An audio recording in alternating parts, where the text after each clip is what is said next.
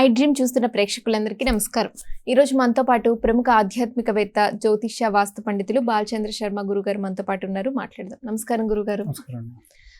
గురుగారు, జెర్రీ ప్రతిరోజు ఇంట్లో కనిపించడం వల్ల దీనికి ఏమైనా శకునాలు ఉన్నాయా? అలాగే జ్యోతిష్య ప్రకారం ఆధ్యాత్మికంగా దీని వెనుక, ఈ శాస్త్రం వెనుక ఉన్న అర్థం ఏంటో చెప్పండి.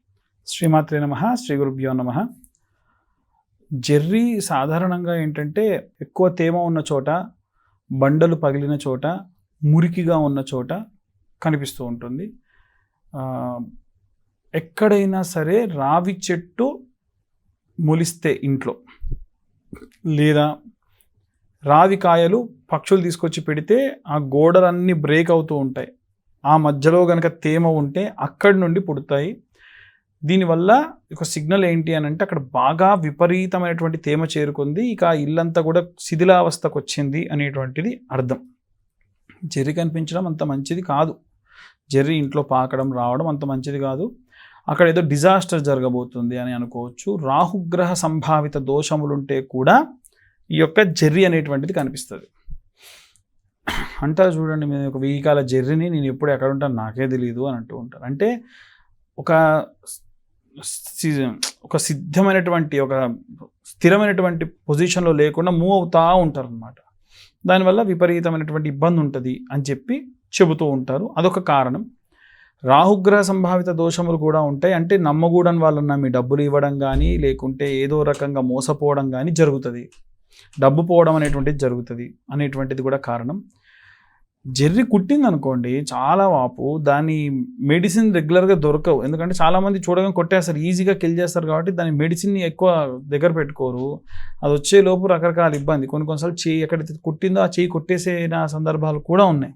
ఇన్కేస్ అతను డయాబెటిక్ అయ్యి ఉండి కుడితే ఇబ్బంది. కాబట్టి జెర్రీ కనిపించడం అంత మంచిది కాదు, కుట్టడం అంత మంచిది కాదు, రకరకాలు. ఇంకోటి ఏంటంటే, ఈ జెర్రీ ఇంట్లో కనుక వచ్చినప్పుడు ధన వ్యయం కూడా అవుతుంది. అంటే అనవసరమైనటువంటి ధన ఖర్చు అవుతుంది, అప్పులు ఇచ్చి మోసపోతారు, ఇలాంటివి కూడా జరుగుతూ ఉంటాయి. కాబట్టి జెర్రీ కనిపించడం అంత మంచి శకునం అయితే కాదు, అది ఖచ్చితం. వీటితో పాటు అది కనిపించినప్పుడు ఏం చేయాలి అని అంటే, దాన్ని చంపుతారు ఎలాగో, కాస్త పసుపు వేసి క్లీన్ చేయాలి ఆ చంపినటువంటి చోట. అదొకటి. జెర్రీ కాదండి, జెర్రీ ఒకసారి వచ్చిందంటే ఎలుకలు వస్తాయి. ఎలుక వచ్చింది అంటే పాము వస్తుంది అని గుర్తుంచుకోవాలి. ఎందుకంటే కప్ప, పాము ఒకసారి వచ్చినాయి, ఇవన్నీ పరాన్న జీవులు, ఒకదాన్ని ఒకటి తినుకుంటూ బ్రతికేటువంటివి.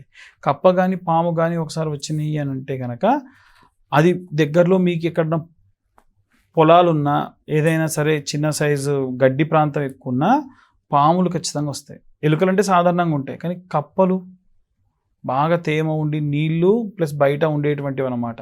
అక్కడికి సర్పాలు ఎక్కువ వచ్చే ఛాన్సెస్ ఉంటాయి. దానివల్ల ఇంకొంచెం ప్రమాదం పెరగవచ్చు. కాబట్టి వీలైనంత వరకు జెర్రీ వచ్చిందంటే హైజీన్గా ఉంచుకునే ప్రయత్నం చేయాలి.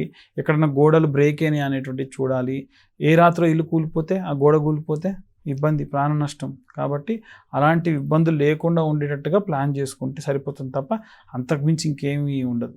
ప్రేక్షకులకు ఉన్న సందేహాలని నివృత్తి చేశారు. ధన్యవాదాలు గురుగారు. ధన్యవాదాలు. And for more videos, please subscribe to iDream channel. Subscribe to iDream Media. Please subscribe to iDream. Please subscribe to iDream. Please subscribe iDream. And please subscribe to iDream.